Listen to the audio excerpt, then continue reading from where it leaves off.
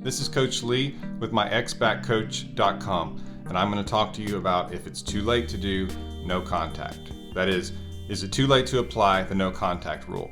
Take a second and click the subscribe button below so that you can be notified when I have more videos that can be helpful to your situation, and that includes breakups, attraction, relationship dynamics, and being your best self. So a lot of people ask if it's too late to apply the no contact rule. That is, they think that they've completely blown it with this person, with their ex, by begging, pleading, and constantly contacting them and even annoying them, or getting angry, calling them names, cursing at them, that kind of thing, and they wonder if it's too late to apply the no contact rule to get this person to miss them and to experience the consequences of the breakup and want to reach out and maybe get back together. And so the first thing that I'm going to tell you is that by doing those things and really messing up based on what the correct thing is to do in that situation after a breakup, yes, you do lower the odds some that your ex will come back, and you can delay the process. However, it's not by that much if you go into no contact and you do it with all your heart and you're strong with it, and you show your ex that you can stay away, that you can give them space, that you are capable of being without them. Now, I'm not going to pie in the sky it here. It does hurt your chances when you have done the wrong things, especially if you've gotten to the point where you've annoyed them. And usually the way that you can know is if they have responded to you angrily, coldly, and they have said things to hurt you, as though they were just intended to hurt you.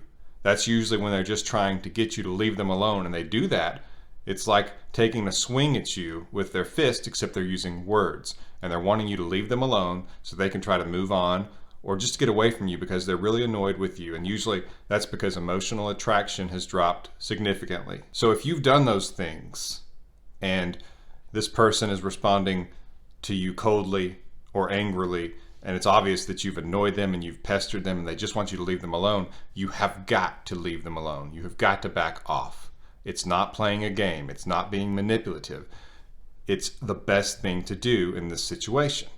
Not only because they have asked you to do it or told you to do it or demanded that you do it, but because when someone breaks up with you, they do not feel the loss. And I've talked about that a lot of my videos, where when they are the ones who do the breakup, they don't feel the loss because it's in their control.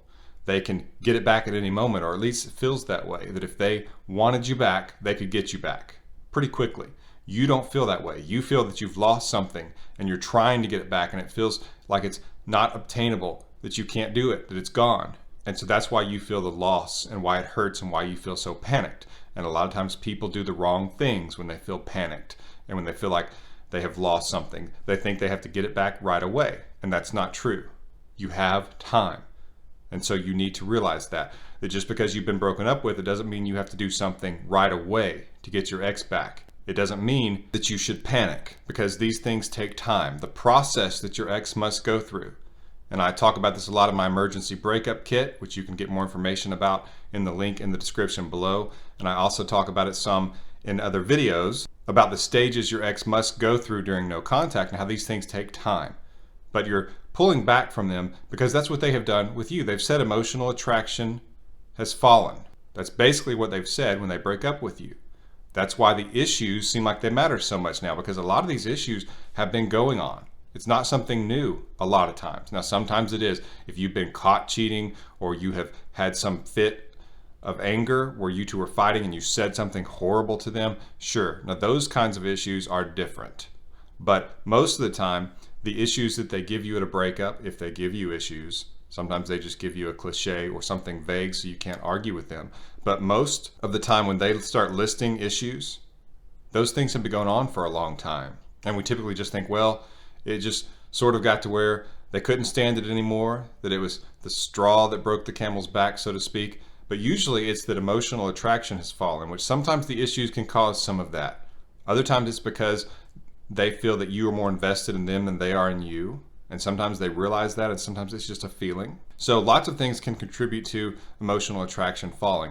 But whenever it happens, the issues become extremely important, and they feel that they cannot have a future with you because of those issues. And so it is important to pull away from them, because since your attraction level is lower, that means that when you are around them that you are actually doing more harm than good, because instead of being attractive and pulling them towards you, you are actually not attractive in that moment, and so you're pushing them away. And so you don't want to be around them because your presence is actually a negative in terms of your relationship having a future, because your attraction level has fallen. So the product you're putting out, for lack of a better term, is not as good, and so it's a bad experience. You don't want to be around your ex during that time until you can get emotional attraction to go back up. And that's what no contact can do for many reasons, and I talk about that a lot in my videos. But the question is it too late to do no contact? And the answer is, it's not too late to do the right thing. It's not too late to do what you should have done, because it is still your best shot. It's not 100%.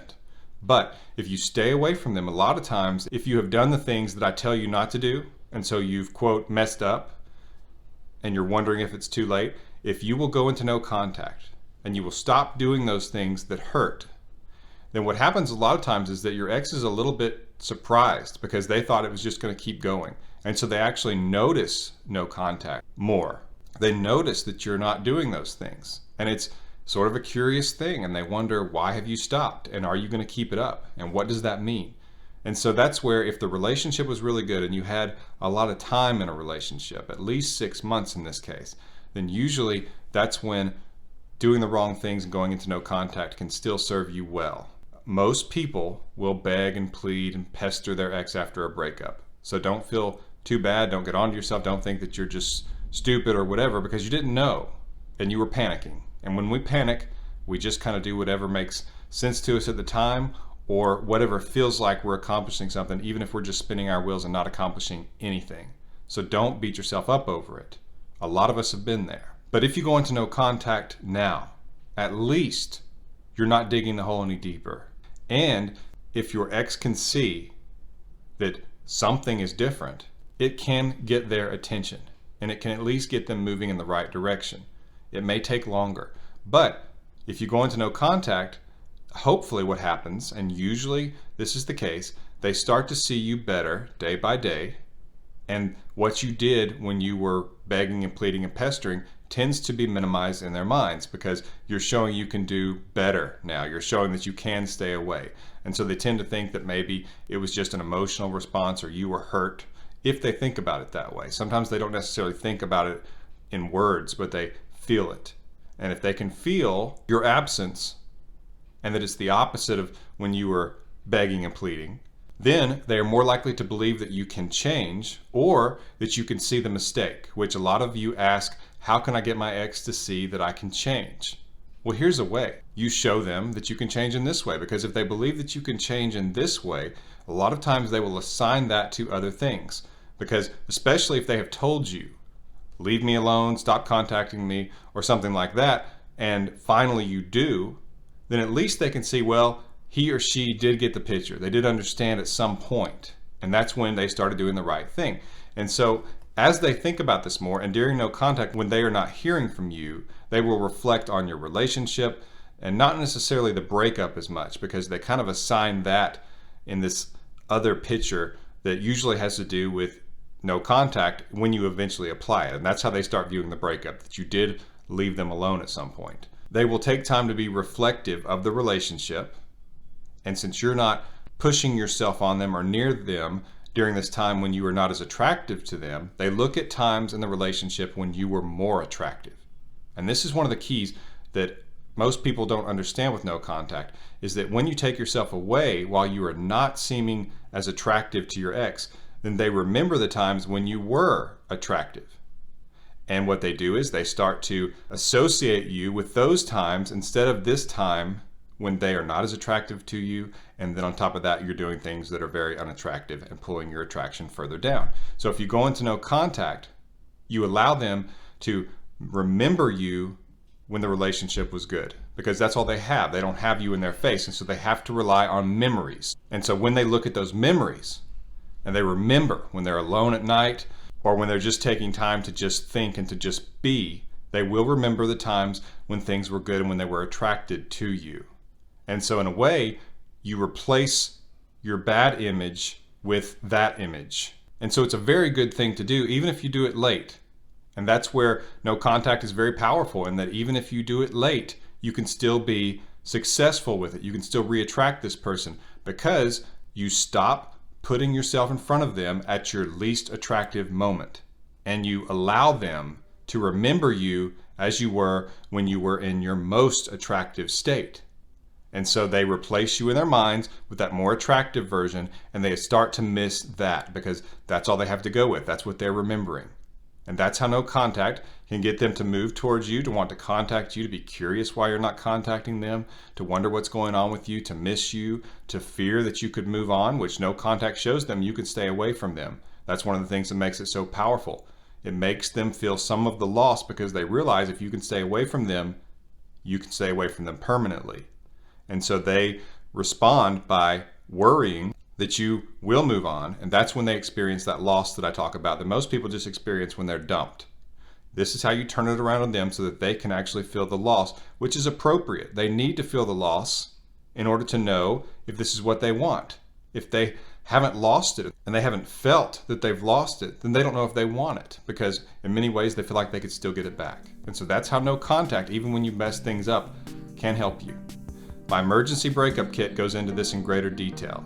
If you've been dumped, the emergency breakup kit is what you need to stop the bleeding and do the right things to get your ex back. It's powerful, and the link is to it in the description below. You want to schedule a coaching call with me, you can do that at myexbackcoach.com. And if you want to leave a tip in my tip jar, the link for that is below as well, and you can leave an amount that you think is equal to the help you received. Thank you for watching. This has been Coach Lee with myexbackcoach.com.